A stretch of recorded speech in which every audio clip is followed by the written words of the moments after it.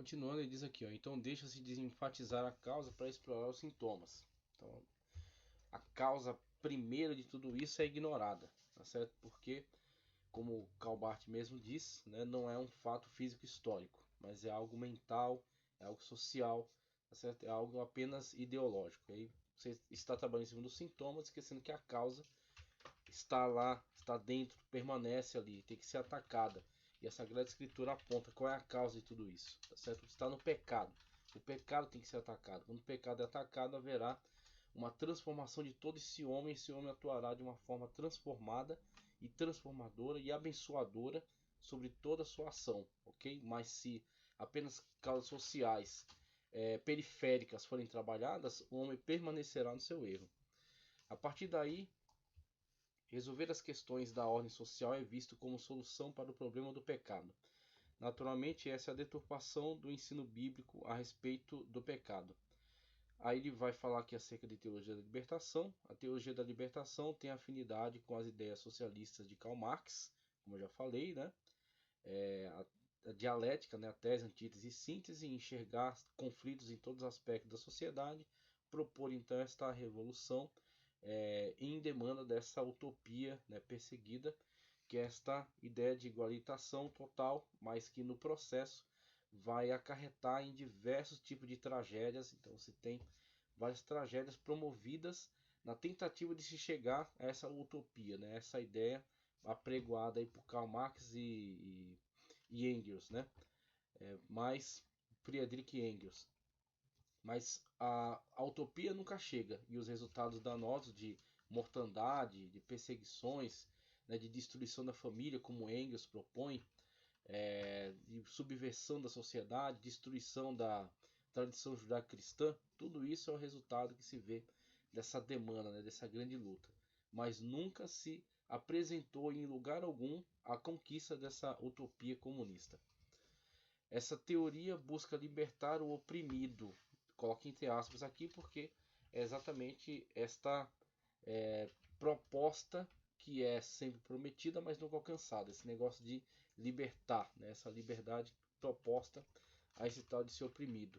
Das estruturas opressoras da sociedade. Como? Através de um processo de revolução, onde você opõe uns contra os outros, né, para promover essa guerra e assim você ter a dominação total, a estatização dos meios de produção, o controle que geralmente dá numa ditadura e torna-se bastante opressor. Então, quando você olha para este estabelecimento dessas dicotomias, você vê que nunca é um processo de unificação, nunca é um processo de subordinação à pessoa bendita de Cristo e de combate ao pecado e das distorções da natureza humana. É simplesmente uma questão periférica e social que traz, acarreta diversos tipos de prejuízos, como tem sido vistos ao longo da história, né? Sugiro que você leia este aqui, ó. Deixa eu ver se eu vou conseguir tirar. Vai ser difícil. Aqui você tem um. Aqui. Leituras para você entender o tamanho do prejuízo, né, que essa utopia proposta e nunca alcançada tem deixado ao longo da história. Chernobyl, tá? Rafael Fontana, Chernobyl, fazendo uma trocadilho, né, com Chernobyl. Então, o processo da instauração da Revolução Comunista na China e todo o mal que ele produziu e tem produzido, né? E esse aqui, ó, o livro negro do comunismo. O livro negro do comunismo, que vai apontar, documentar e mostrar os números, tá certo? Desse grande mal, esse grande prejuízo que tem ido ao longo da história e tem se difundido, né, na atualidade. Essa teoria busca libertar o oprimido das estruturas opressoras da sociedade. Então veja que essa teologia se presta, né, a esse tipo de ideologia, se subordinou a isso, se tornou marionete desse tipo de ideologia. Ela nasce na década de 1970 com Gustavo Gutierrez, no Peru, e também Leonardo Boff aqui no Brasil, que inclusive foi silenciado pelo antigo Papa, né, o Bento XVI, o Joseph Ratzinger, que era da Escola de Doutrina e Fé da Igreja Católica, uma coisa assim. E quando ele se torna então autoridade nessa igreja, ele percebe todo esse engajamento de Leonardo Boff nessa teologia da libertação, o quanto ela estava imersa dentro dessa ideologia comunista, ele ordena que ele não fale em nome da igreja. Para eles, o estudo teológico não deve estar centrado nas doutrinas bíblicas para libertar o homem do pecado, que é a fonte de todo esse mal, em todas as suas tendências sexuais, econômicas, sociais, todos os males, em todos os seus desenvolvimentos, suas expressões, tem essa fonte, a pecaminosidade humana. Mas na indignação social para libertar o homem da justiça social, econômica e cultural. Desse impulso surgem as teologias de cunho emancipatório, de gênero, transexualidade, que vai ser estudada mais detalhadamente aí nas próximas lições. Então, o que são essa? Impulso surgem as teologias de cunho emancipatório, de gênero, transexualidade, de sexualidade, homossexualidade e de raça. As chamadas teologias contextuais, que vão ser teologias ao sabor do freguês. Então, o que você quer? É um conflito das raças, a raça negra foi oprimida.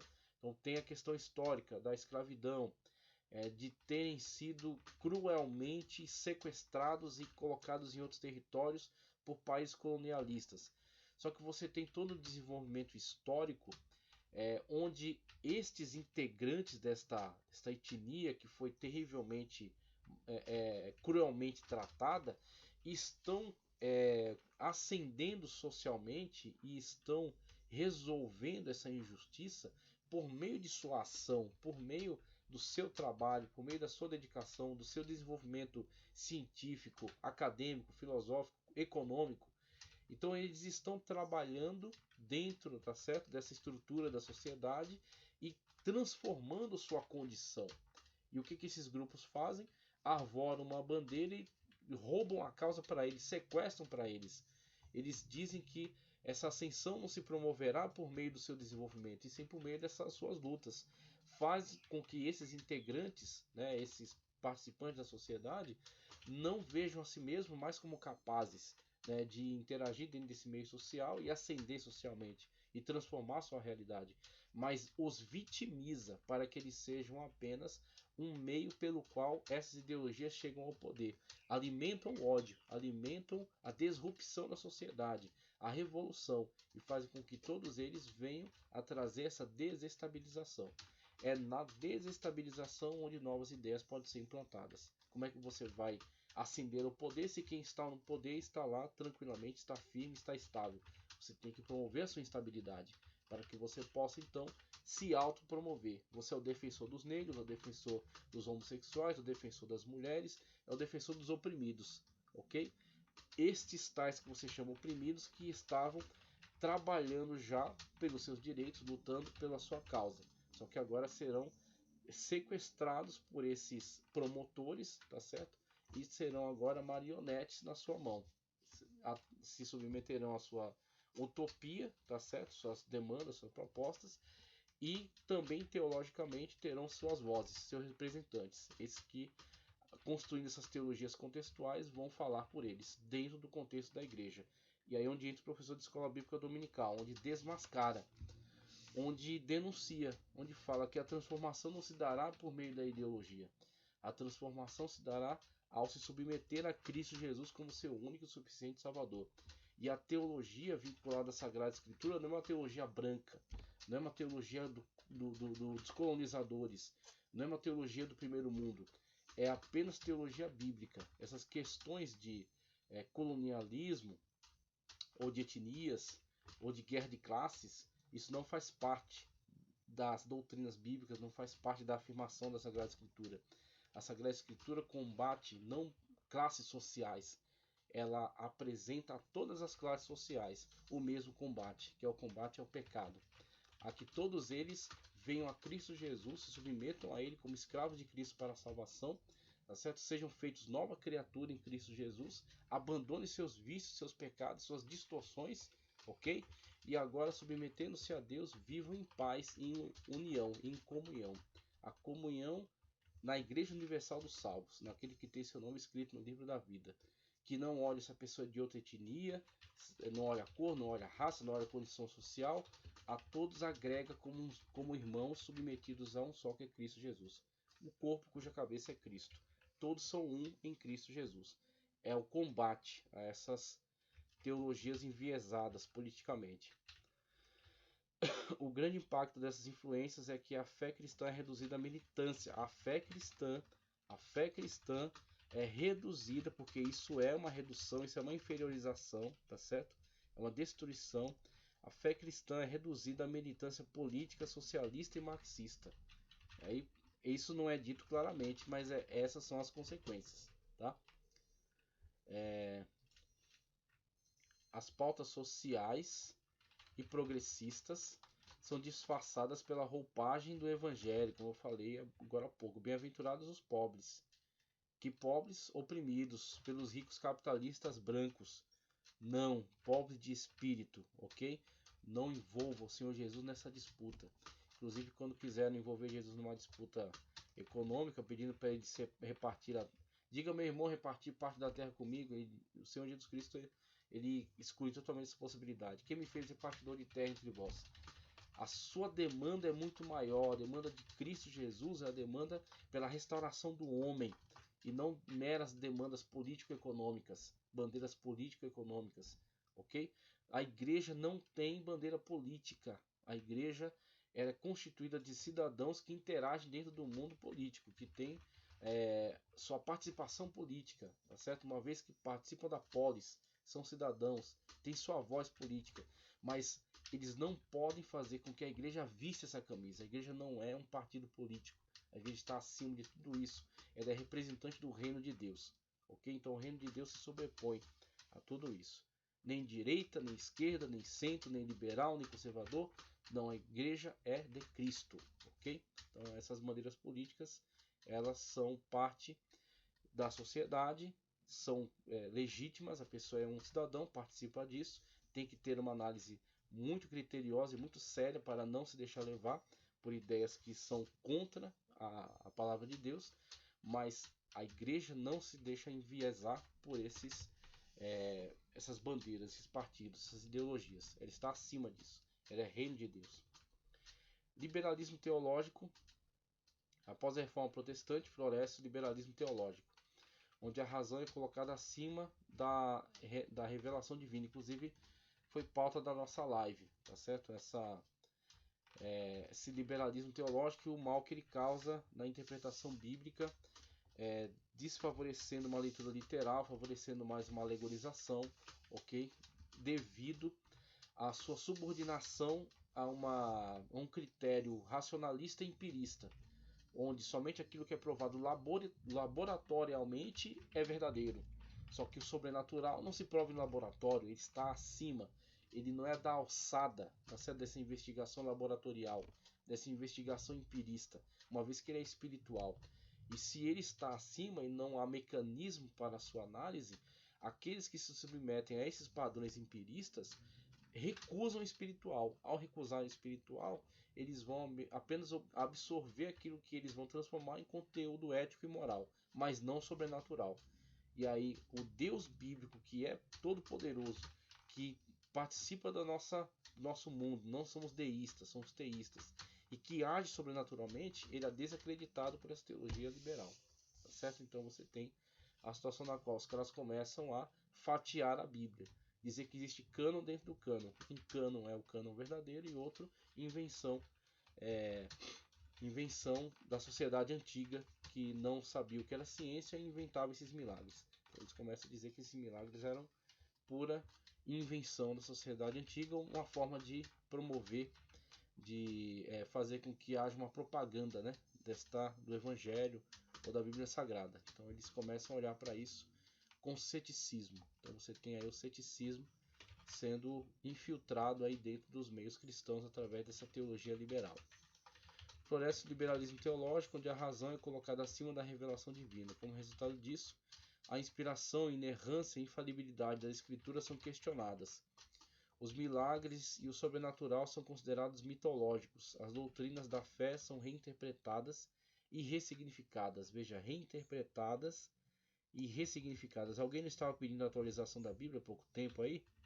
Olha a fonte, onde ele bebeu. Reinterpretadas, interpretadas em conformidade com o que pretende o leitor. e não mais com a intenção do autor, não mais uma leitura histórico-gramatical, ok? Mas sim apenas atendendo à demanda. Por isso as teologias contextuais. Quem está lendo? Está envolvido com que corrente política? Pronto, ele vai ler aquilo que ele interessa. Ressignificado, ele vai dar o sentido que ele quiser. A luta não é contra o pecado, é contra a pobreza. E aí você tem essa ressignificação. Troca-se a mensagem da salvação, de arrependimento, confissão de pecados e mudança de caráter por uma visão progressista. Progressismo. Esse progressismo aqui é um risco, porque a palavra é até bonita. Ó. Progressismo, progresso. Quem não gosta de progresso, né? Ordem e progresso, como diz a bandeira. Só que esse tal desse progressismo aqui é uma desculpa para você não falar diretamente, é um eufemismo para a revolução, tá? Para ideias revolucionárias. Então é aquela coisa de empurrar, né, para frente através do quê? Do que for, do que preciso for. Como Maquiavel já havia dito, os fins justificam os meios, tá certo? Então se a finalidade é o quê? Chegar até essa utopia, tá certo? Dessa igualitação total.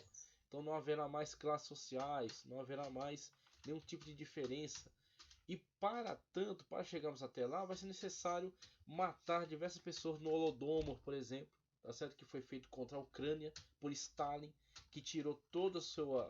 A Ucrânia sempre foi muito agrícola, então Stalin pega toda a sua produção agrícola, sequestra, era uma das repúblicas satélites, né, do comunismo, a cortina de ferro do comunismo na época da Guerra Fria.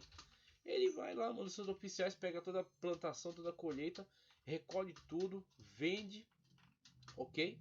Com o dinheiro vai fazer o processo de expansão da área industrial, tá certo? Da União Soviética, para se preparar aí para uma eventual invasão, para municiar, tá certo? O Estado Soviético.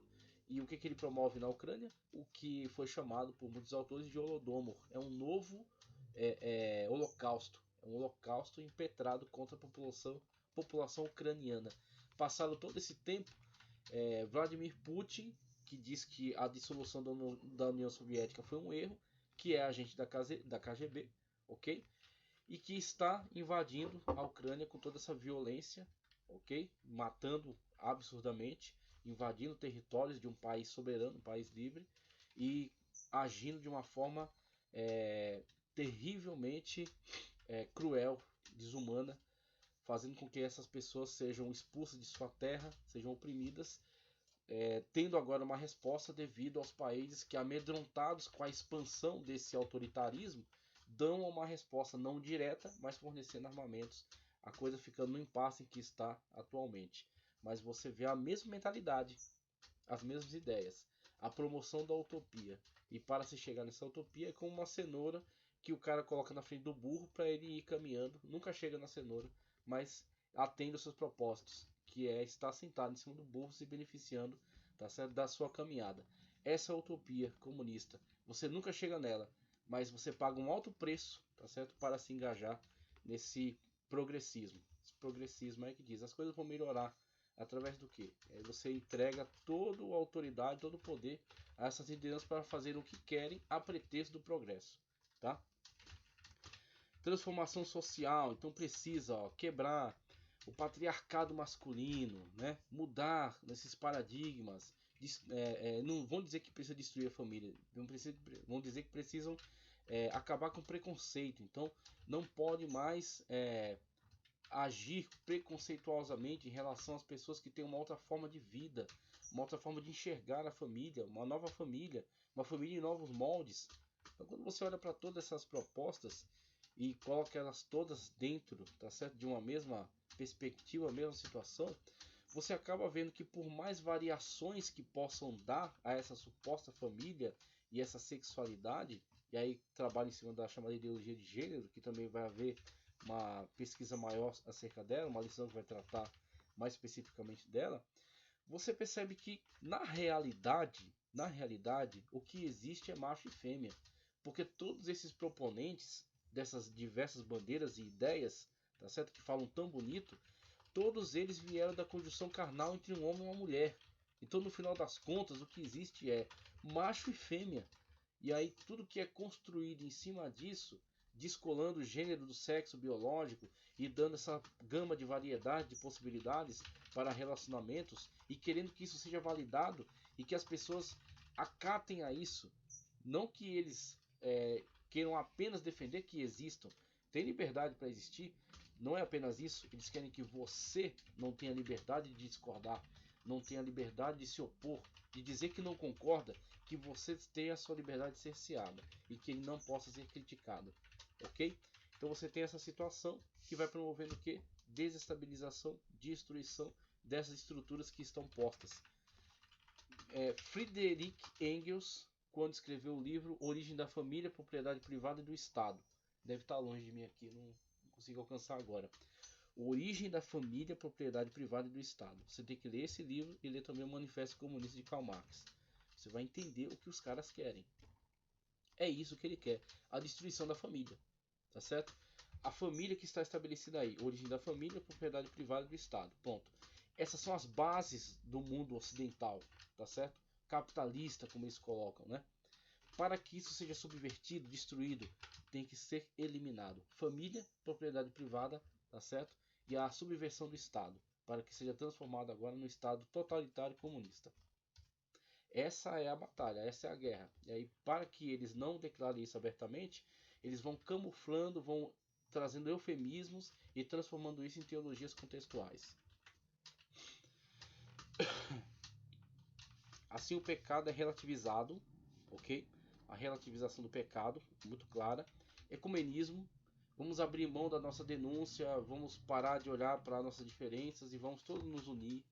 Todo mundo junto, não critica mais, não posso mais criticar o erro deste ou daquele movimento, fazer apologética. Não, vamos aceitar tudo, tá certo? É a minha verdade, é a sua verdade, é a verdade do outro. Cada um tem o seu ponto de vista e tudo isso é relativo. Não. A Sagrada Escritura diz que Deus é a verdade. Eu sou o caminho, a verdade e a vida. Aquilo que atentar contra a verdade, que é Cristo Jesus, está errado e tem que ser condenado, combatido.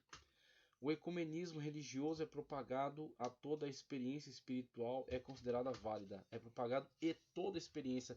Essas teologias contextuais fazem muito isso. Uma teologia que visa o respeito a essas tradições populares. Aí você vê, por exemplo, pouco tempo atrás estava falando sobre a Pachamama, que é uma manifestação da cultura indígena que foi absorvida, trazida para dentro por movimentos ecumenistas, atuando dentro do catolicismo, tá? Então você tem essa situação na qual não há mais crítica, todos têm que ser aceitos, tá certo? Todos têm que ser absorvidos.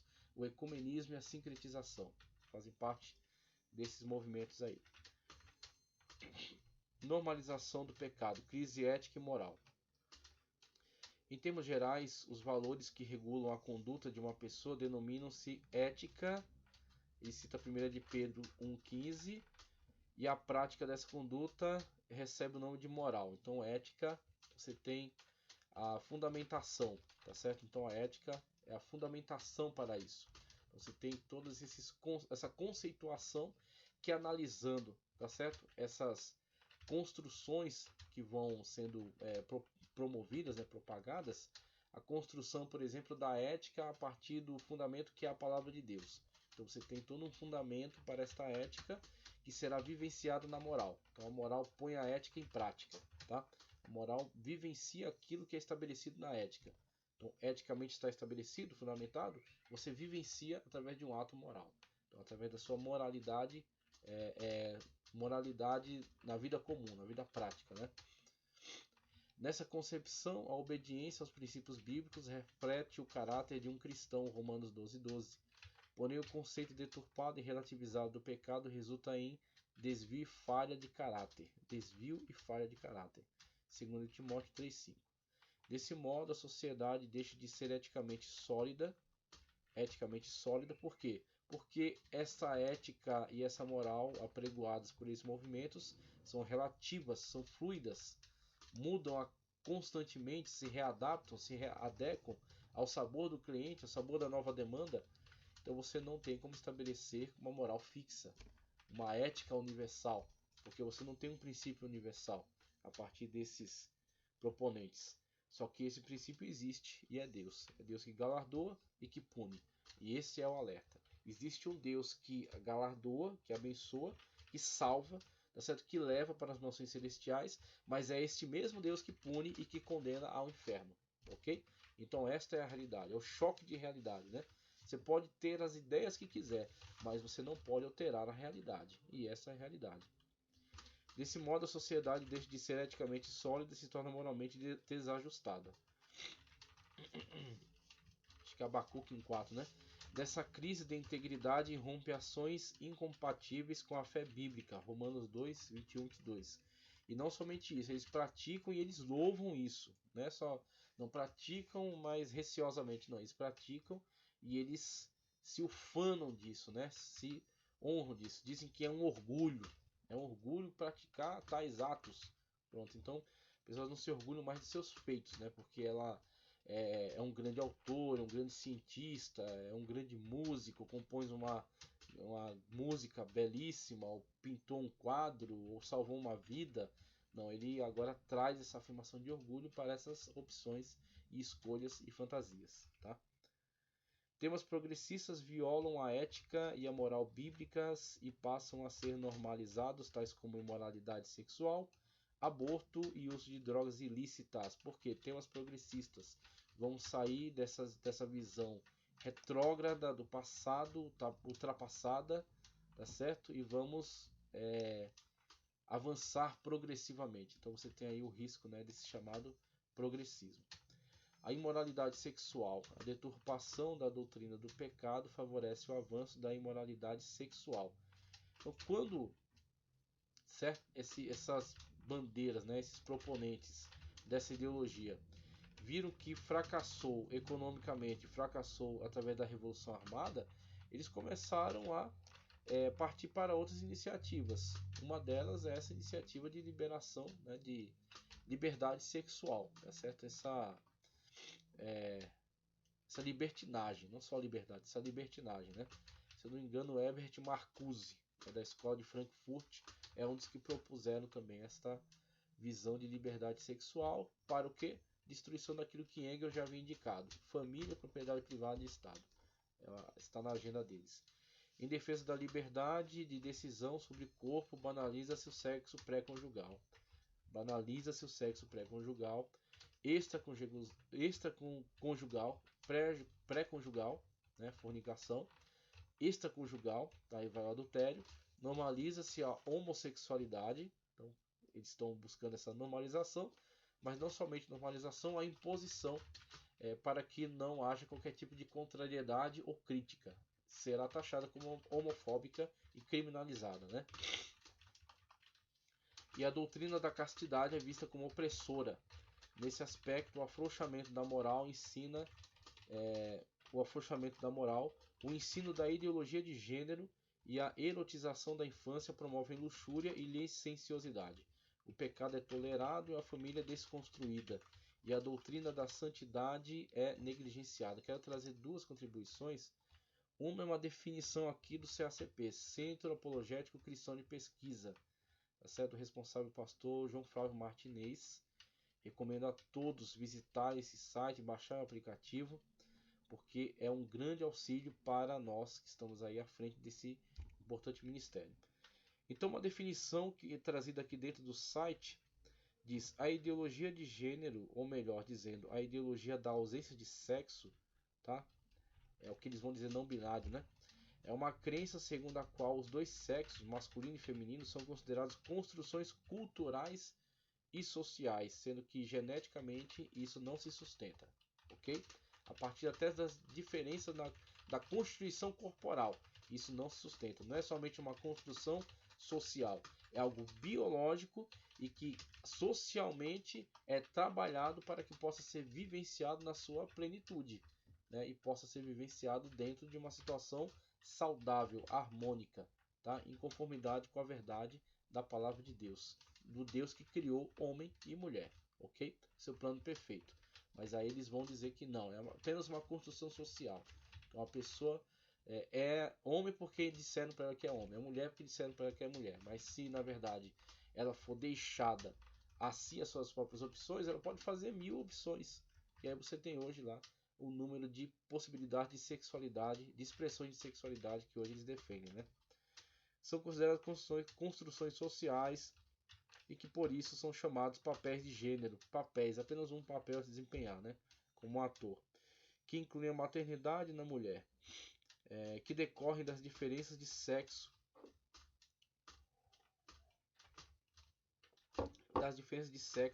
alegadamente construídas, né, entre aspas, artificialmente, né? E que por isso não existem. São também construções sociais e culturais, ou seja, não é mais natural, biológico, é apenas uma construção social imposta por um patriarcado opressor, ok?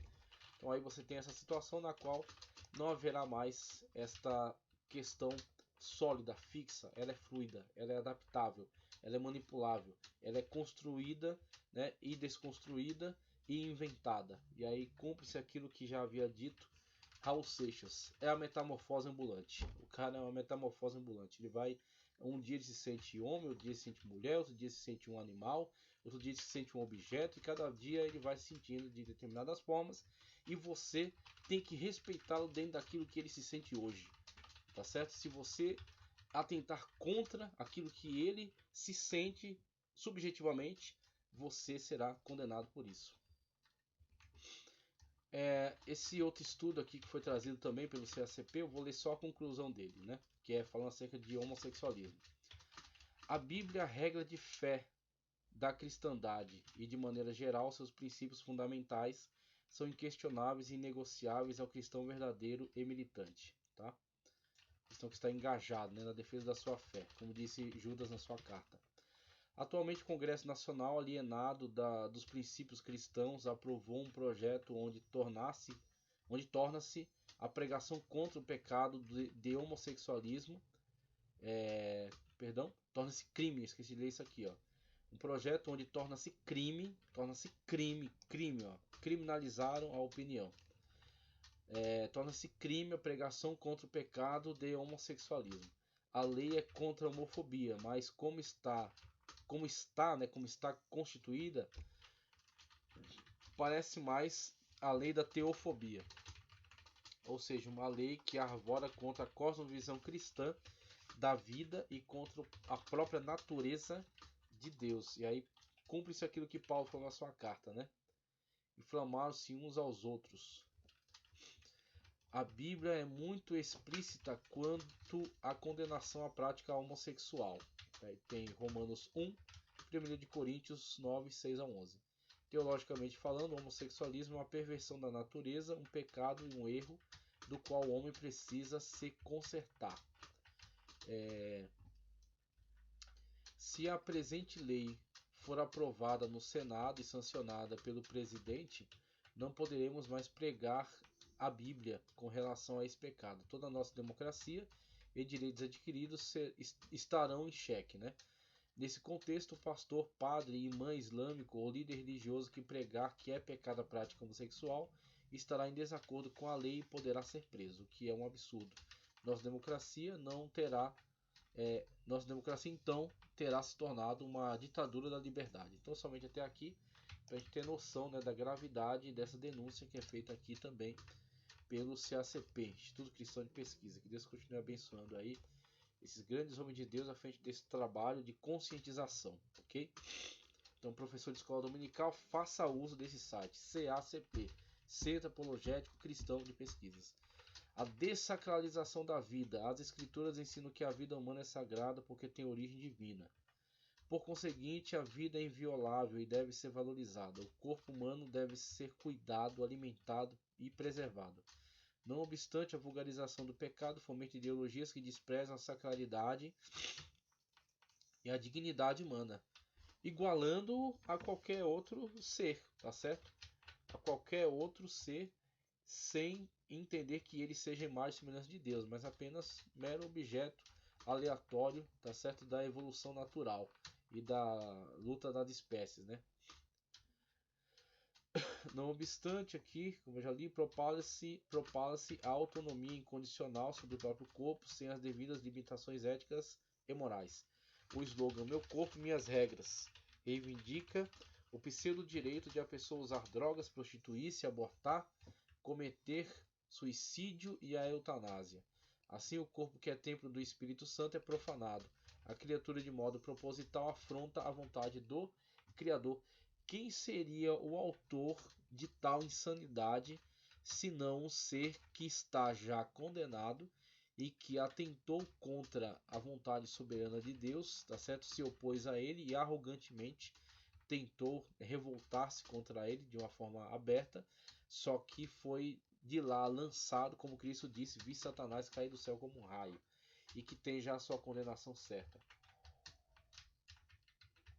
Que a única coisa que o move na atualidade é levar quantos for possível arrastar consigo na sua condenação. Uma vez que Cristo disse que o inferno foi feito para o diabo e seus anjos.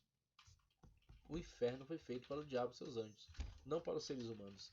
Mas todo ser humano que se vê seduzido por essas propostas, alimentadas por mentes demoníacas malignas, também participarão dessa condenação. Essas propostas e essas ideias têm origem no inferno, certo? Conclusão. A relativização do pecado que o restringe à solução de pautas sociais em prejuízo da moral e, por sua vez, o exclusivismo moral em detrimento de causas sociais, igualmente não retratam a fé cristã. Apesar de a igreja ser apolítica e nem apesar de a igreja não ser apolítica e nem insensível às desigualdades. Então, isso aqui que ele está dizendo, a igreja não é apolítica. Por que ele está dizendo isso aqui? Porque a igreja participa da sociedade. A igreja, por exemplo, vai a debates que são promovidos pelo judiciário, pelo legislativo, porque a igreja está dentro da sociedade. Agora, a igreja não adota bandeiras ideológicas, tá certo? De partidos, bandeiras partidárias, mas a igreja participa da política, a polis, tá certo? A participação dentro da estrutura da polis, da cidade, do estado. Então a igreja se manifesta por ser um grande agregador de pessoas dentro de um grupo coeso, um grupo que tem o direito de se manifestar e tem o dever também de se manifestar. Então, nesse sentido, que ele diz que a igreja não é apolítica, ela participa desta política. Apesar de a igreja não ser apolítica e nem insensível às desigualdades sociais, ok? Então, a verdadeira religião qual é? Tiago diz: a verdadeira religião, ajudar os pobres, os órfãos, as viúvas, é a verdadeira religião. Que igrejas se desviaram desse propósito? Sim, e de fato, algumas se desviaram, mas isso não significa que toda igreja apostatou dessa sua obrigação. A igreja sim conhece qual é a sua atuação, qual é a sua obrigação, ok? Mas essa não é a principal. Por quê? Porque existem muitos movimentos sociais que promovem bem-estar, promovem assistencialismo, ok? Só que nenhum deles tem a palavra de salvação que está dentro da igreja, através da pregação da Sagrada Escritura e da manifestação do Espírito Santo. Então a igreja faz ações sociais também, mas é o seu objetivo principal? Não. O objetivo principal é ser reino de Deus na terra, tá certo? Propagando o evangelho, boas novas de salvação e proporcionando que pessoas tenham encontro com Cristo Jesus. É o seu chamado, é o seu propósito. Ir por todo mundo, pregar o evangelho a toda criatura e fazer discípulos. O mal primário a ser combatido é o pecado inerente à raça humana. É da onde vem tudo, ok? É da onde vem tudo, todos os males que estão aí destruindo a sociedade. Então tem que combater o mal na fonte. O pecado é inerente, o mal primário a ser combatido é o pecado inerente à natureza humana, à natureza caída, né? Uma vez regenerado pela fé em Cristo, o crente repudia as injustiças contra o seu próximo. Uma vez regenerado pela fé em Cristo, veja Filemão, o conselho que Paulo deu a Filemão: não receba como escravo a Onésimo, antes como irmão em Cristo Jesus. Pronto, acabou essa ideia errônea de homens que são melhores do que outros homens e por isso os escravizam. Todos são um em Cristo Jesus. Uma vez regenerado pela fé em Cristo, o crente repudia as injustiças, tá? Contra o seu próximo. A igreja atuante é aquela que ainda milita na terra contra a carne, o mundo e o diabo. A igreja atuante é aquela que ainda milita na terra contra a carne, o mundo e o diabo. Eis aqui a luta da igreja: o pecado e a morte. Ok? Efésios 6 e 12. Então encerramos aqui essa importantíssima aula, trazendo aqui muitas abordagens fundamentais, relevantes, tá certo? Peço perdão a você pelo meu estado de saúde, então você deve ter percebido aí que eu estou bem doente, né, devido ao início aí de uma gripe, mas graças a Deus consegui ministrar essa aula, pela graça de Deus, que ela possa enriquecer a sua vida, possa ser um grande subsídio para que você venha a, né, proporcionar conhecimento, defender o Evangelho, se posicionar, né, como atalaia do reino de Deus e abençoar a vida da sua igreja. Que Deus continue te abençoando poderosamente em Cristo Jesus. Curta esse vídeo, compartilhe, inscreva-se no canal. Já estamos aí em 3.514 inscritos, tá? Estamos em 3.514 inscritos já, graças a Deus. Rumo aos 4.000, tá? E depois aí a 1 milhão de inscritos, né? Que Deus continue te abençoando em nome do Senhor Jesus. Amém.